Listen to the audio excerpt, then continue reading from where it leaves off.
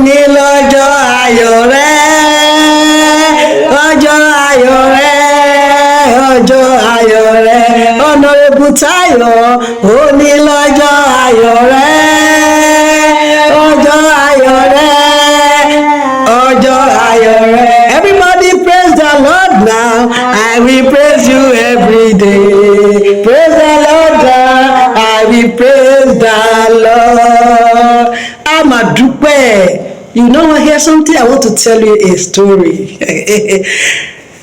My name is Mistura Shitu, yes. The head girl of Ogudu Grammar School, 1984. In fact, I'm the head girl when an honorable chief of staff was in the secondary school. This story I want to tell you about is about you and I, and it is to commemorate the 60th birthday of the chief of staff. Everybody there does not want to know, does not want people to know about their humble beginning. People don't want people to know that they are from Atapata Dide, you know what I mean? Even many people will coin different beautiful stories about their childhood days. They will tell us the roti of the childhood days when they drink garri without robo, when they don't have anything to eat and their parents will say, nobody wants to tell that story anymore. What they just want to tell us is that, oh, their father was a councillor, their mother was a senator, they are this. They come from a very big family, a very important family. And you know what? They tell us all the stories that are not. But you see this, our humble man, this our Baba Gege, the sportsman, Itoro of our 1984 days, chief of staff, Honorable Omotaya Akimade Ayinde, listen to his own story. He don't tell us, say, him father no be big man. As the time when he won't start his work, the father no get anything, just the manage na driver. You fit tell that story na you listen ke gboyomode. All those of you that are in a hurry to get money that is not wulo, listen to what Honorable Chief of Staff is telling about his days and how he made it. You need to listen. Share this video to all your children. All those people that are afraid of failure, all those people that say because they failed by heck once, they cannot go back, or that dam did not jam them, so they are not reading again. Listen to what he's saying to commemorate his birthday. He's not ashamed to shout it loud and clear. And to parents are very, very poor. I come from a poor family. In Kontian Yoruba Kweni Atapata Dide. My dad, before he died, he was a driver to a private man. My mom was a cleaner in Yaba Tech. They had nothing.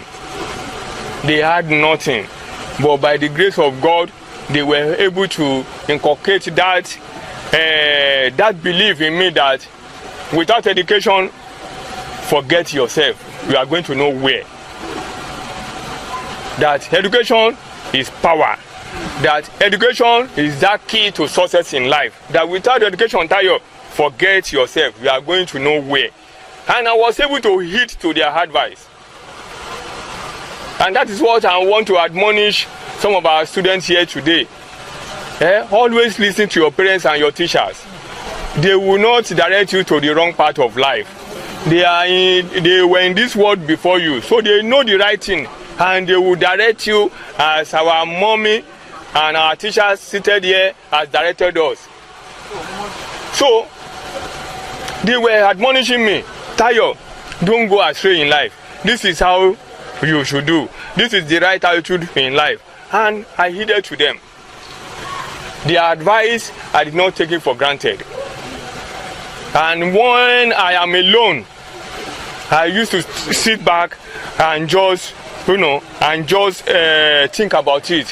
Why are these people, telling me this every day? It's because they love me. It's because they want me to make it in life. And I heeded to their advice.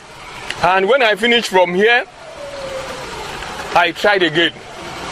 But let me tell you one thing. I did not, live my life alone. I was going to other people to get knowledge here and there.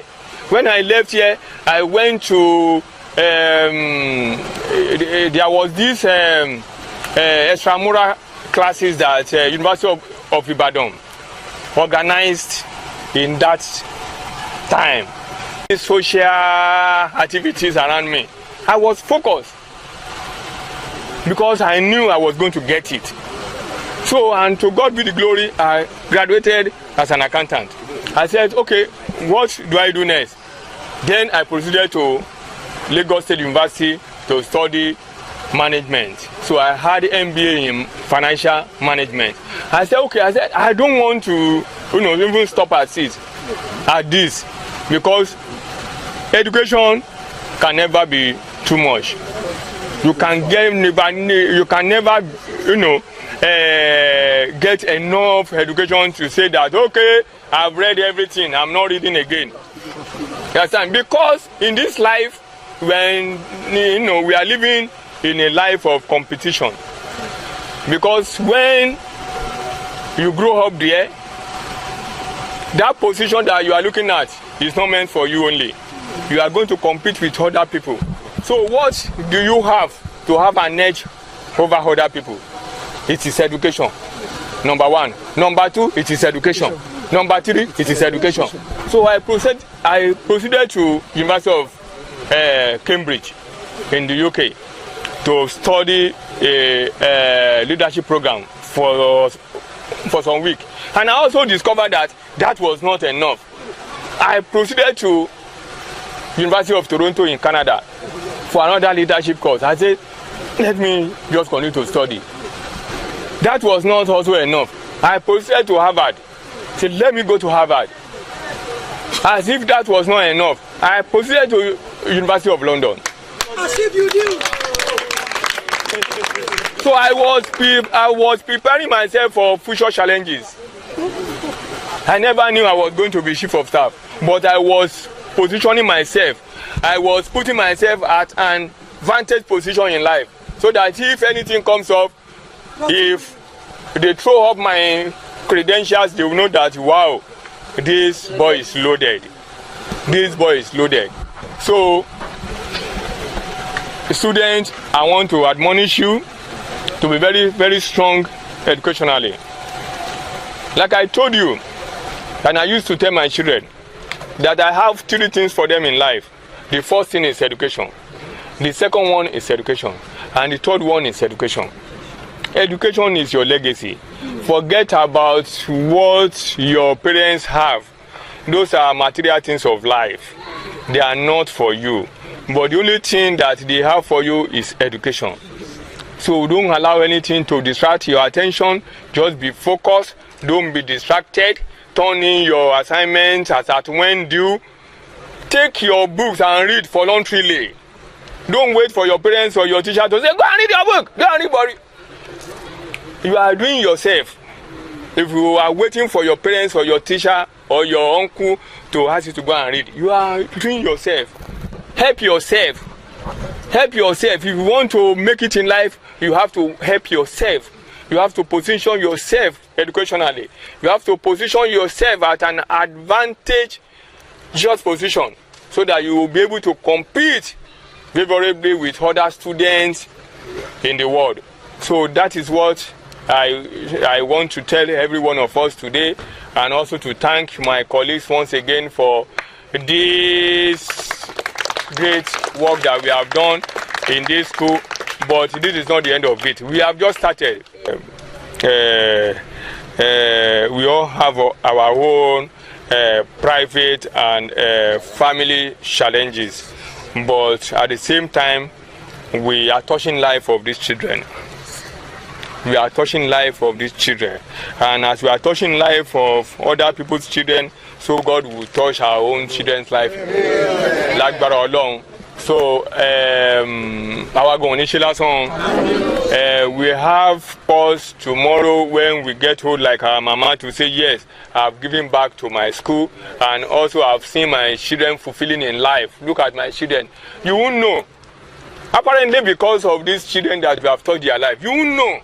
That is how God does his own things miraculously. You won't know.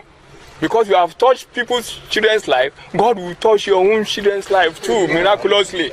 And they will get to that height that is beyond your imagination. That is how it's going to be in the mighty name of God. So God will be with us. Ẹ ṣé gan ni mo dúpẹ́ lọ́wọ́ yín o.